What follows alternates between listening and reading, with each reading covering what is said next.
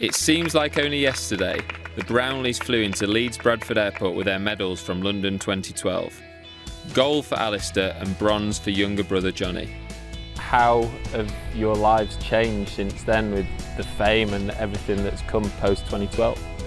I think the lead up to London was actually the biggest change. You know, the year before, a lot of people you'd say you did triathlon didn't even know what it was, and then all of a sudden it seemed the Olympics was coming around in a few months, and people knew what triathlon was, people knew who we were, and people would actually follow it on TV, and that's definitely carried on and expanded a little bit over the last few years. Is it safe to say the atmosphere down there in London during the race, during those months that build-up, will never be beaten again?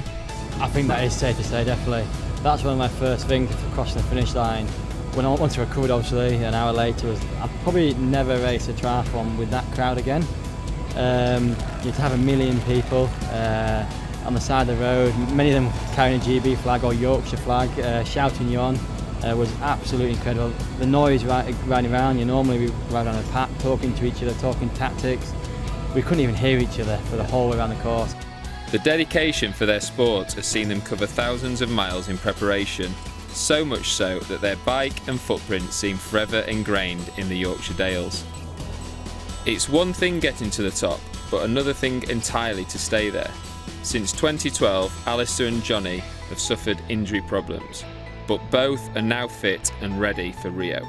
And Jonny, you spoke about the course in Rio being totally different from London, but thinking that that might suit you both. What is it about the course out there that you think will suit your strengths as athletes? Well, London was always going to come down to a very fast run. The swim and the bike shouldn't really separate the athletes that much. It's a very flat bike. Whereas Rio is a sea swim with waves, a beach run in, a beach run out. The bike is very, very hilly. So it should split up the athletes, and it should be best for the athletes who are good swim bike runners. In triathlon you get a lot of people who are weak at swim the bike and then can run very fast.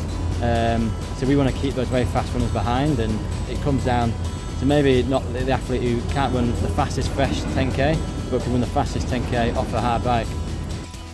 In London they had Stuart Hayes, a so-called domestique, an unsung partner who was vital to their success. In Rio that job falls to a third Yorkshireman, Halifax-born Gordon Benson, who trains with the brothers in Leeds. We're all fairly experienced athletes. Gordon knows what he does, he knows what his strengths and weaknesses are, he knows what ours are, and you just kind of have to be reactive about how the race goes on around you. His role could end up being very defensive, kind of like Stu did in London, or it could end up being quite aggressive, depending on what happens in the race, and we don't know what that'll be like yet. We'll have to wait until it is, see what it is on the day. Have you perfected the art of pulling out the Union Jack yet, just in case, or?